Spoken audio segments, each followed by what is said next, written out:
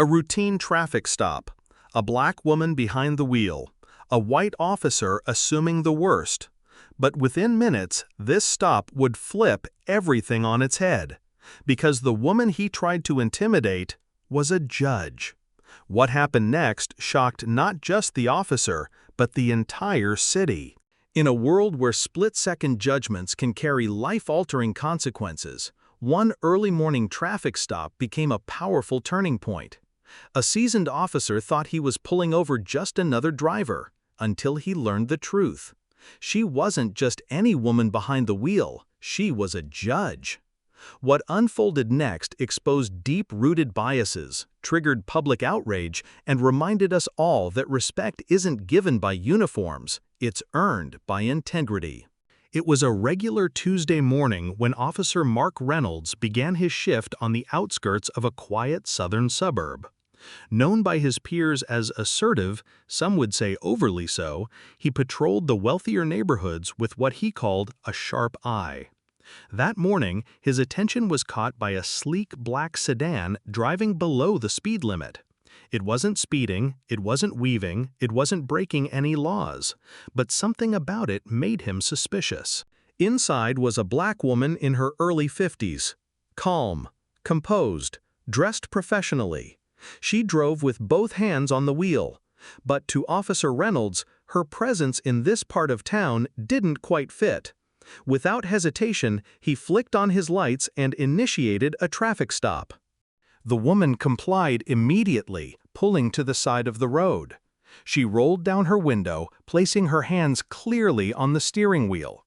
When Officer Reynolds approached, he skipped the formalities. No greeting, no explanation. "License and registration," he demanded. The woman, unfazed by the tone, responded politely. "May I ask why I was pulled over?" Reynolds replied with a vague accusation. "You were driving erratically, swerved once back there." She didn't argue. She simply reached into her purse, slowly, deliberately, narrating her movements as she retrieved her ID. What she handed him was more than a driver's license. It was a judicial identification card. "My name is Vanessa Morgan," she said. "I'm a judge with the State Superior Court." For a moment, Officer Reynolds froze.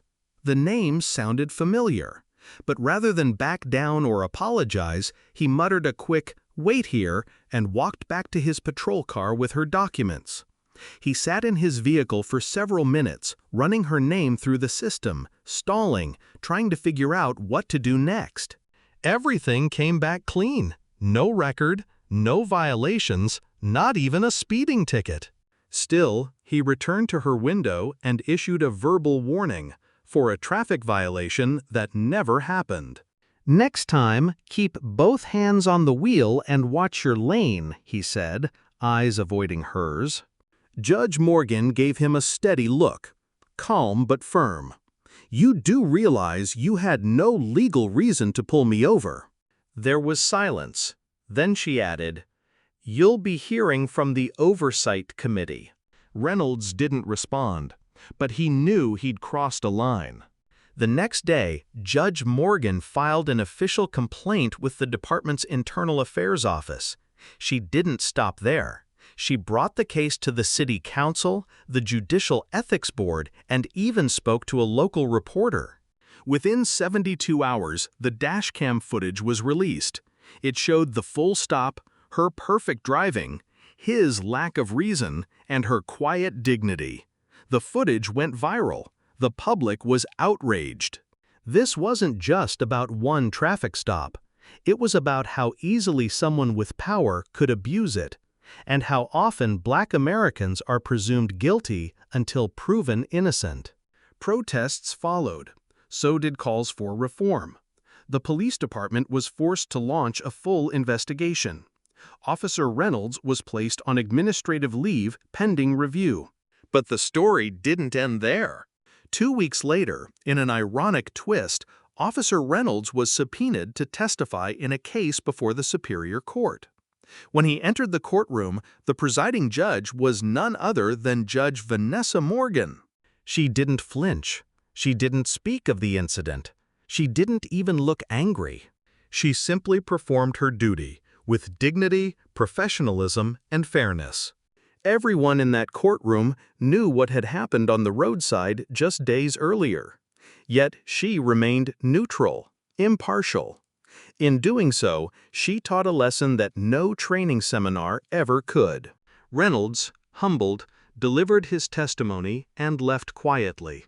Weeks later, Judge Morgan received a handwritten letter with no signature. It read, "I judged you too quickly. You didn't do the same. Thank you for showing me what justice really looks like." The letter didn't have to say who it was from. She already knew. That traffic stop became a turning point, not just for one officer, but for an entire community. It reminded people that titles don't define authority, character does. And sometimes the most powerful lessons are delivered not in anger, but in grace. Justice had spoken, and this time it was heard loud and clear. This wasn't just a story about a cop and a judge. It was a mirror held up to society, a reminder that justice isn't just what happens in courtrooms, but in everyday moments, on quiet roads, and in the choices we make when we think no one is watching.